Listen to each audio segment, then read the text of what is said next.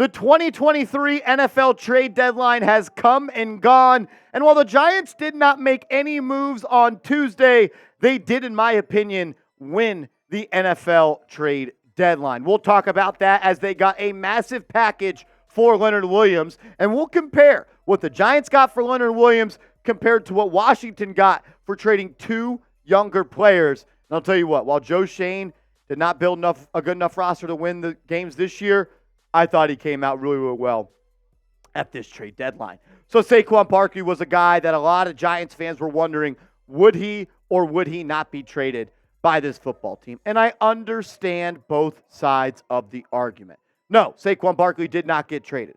Should the Giants have traded Saquon Barkley? It's really a there's a lot that goes into that answer, because let me break this down for you. Look, if the Giants have plans to keep Saquon Barkley here long term, then no, you don't trade him, because he's a damn good running back and he's the most explosive offensive player and playmaker you have on this team. He's the little bit of gasoline that's inside the engine of this offense that at this current moment does not run all that well. So I understand the idea that if you are going to extend or franchise tag Saquon Barkley this offseason, you do not trade him. So I get that side of it. Let's go to the other side of the coin. Well, Marshall, the Giants did not extend Saquon Barkley this offseason. According to Barkley, they were not close on the dollar amount of what he thought he was valued, and they did not think at that moment he was going to be healthy enough to be a running back in this league for multiple years to come. Well, Saquon Barkley ended up missing 3 games this season. And that's just that, just the beginning. So the Giants' thoughts of Barkley not being durable once again were proven correct. So are you now going to extend Barkley after you didn't do it last year and he missed 3 more games this year and he's a year older? I'm not sure. It's this simple. You should have traded Saquon Barkley if you don't think you're going to agree to a deal after this year. If you think you are going to agree to a deal after this year, you do not trade Saquon Barkley.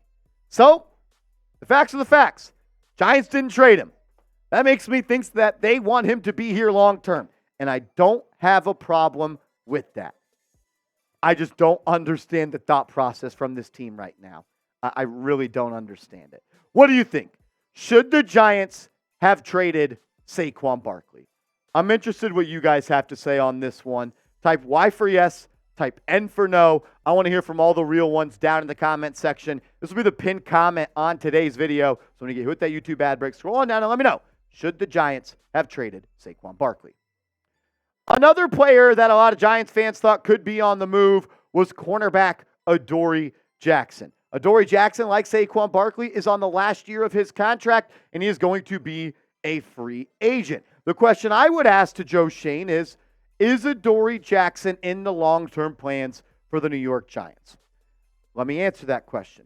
No. You know how I know he's not in the long-term plans of the Giants? Because the Giants could have extended Adoree Jackson to lower his cap hit this year and help the team facilitate cap space and be able to add more talent. They didn't even have to extend him. They could have restructured him to where he's off the team next year but moved some of his cap into next year. Them not doing that tells me that they do not want him here long-term unless he had an absolute stellar season this year. And he is not having that. Pro Football Focus has ranked Adoree Jackson so far through the NFL trade deadline as the 112th best cornerback in the National Football League. They've only ranked 116. They have ranked him as a bottom 5 corner in the NFL. So I go back to the same thing. If he's a part of your long-term plans, good on you by not trading him. But every move you've made, every move you haven't made has showed me that Adoree Jackson is not going to be on this football team next year. I understand that the Giants probably couldn't find a trade that they felt was valuable. Moving his $6 million left on his contract was probably tough. But if he's not here next year and you didn't get anything for him at the trade deadline, that's going to be a miss by Schoen.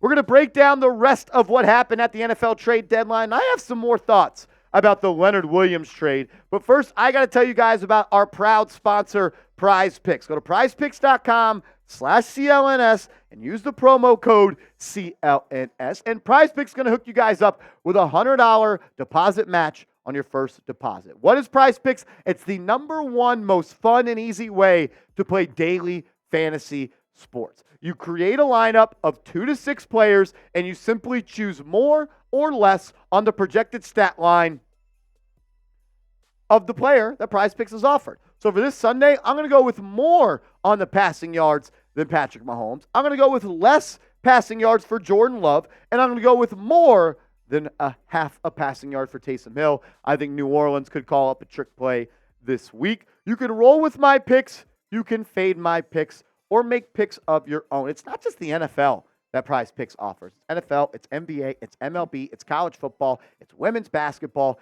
It's absolutely everything. The link will be clickable down in the comments and description. One more time. Easy and exciting daily fantasy. Daily fantasy made easy. Pick 2+ players. The more players you have in your lineup, the higher your payout is going to be. You choose more or less on their stat total. It's prizepicks.com/CLNS. Promo code CLNS. Alrighty. Well, the Giants did not make a trade on Tuesday, the day of the NFL trade deadline. In my opinion, I think they made the best trade of the NFL trade deadline. They traded Leonard Williams to the Seattle Seahawks for a 2nd and 5th round pick. Yes, they are paying the remaining $10 million on Leonard Williams' salary. You know what? They would have been paying that anyways if he remained on this roster. So how did they find a way to maximize the trade value of Leonard Williams? They paid his contract like they already had planned to do. And they turned that into not just a 5th round pick, not just a 2nd round pick, but a 2nd and a 5th round pick. So remember this. The Giants traded 29-year-old Leonard Williams on the last year of his deal, going to be in free agency, not a part of their long-term plans because they didn't extend him or restructure him, just like they didn't do for Adoree Jackson, and they got a 2nd and 5th round pick. The Washington Commanders, they traded Montez Sweat for a 2nd round pick. The Giants got more for Leonard Williams than what the Chicago Bears gave up to the Washington Commanders for a 2nd round pick. But it's even better than that. Washington also traded Chase Young for a 3rd round pick. So the Washington Commanders, they ship out Chase Young, they ship out Montez Sweat, and they get a 2nd and 3rd round pick. They're stripping it down. They're taking, they got 2 day 2 picks, for 2 really good players that are young and have not reached their ceiling. The Giants got a 2nd and 5th round pick for Leonard Williams, who's past his prime, not going to be on this football team anymore, and they got a 2nd and 5th. I understand Joe Schoen is missing the draft. I understand Joe Schoen did not get this team in a position to compete this year.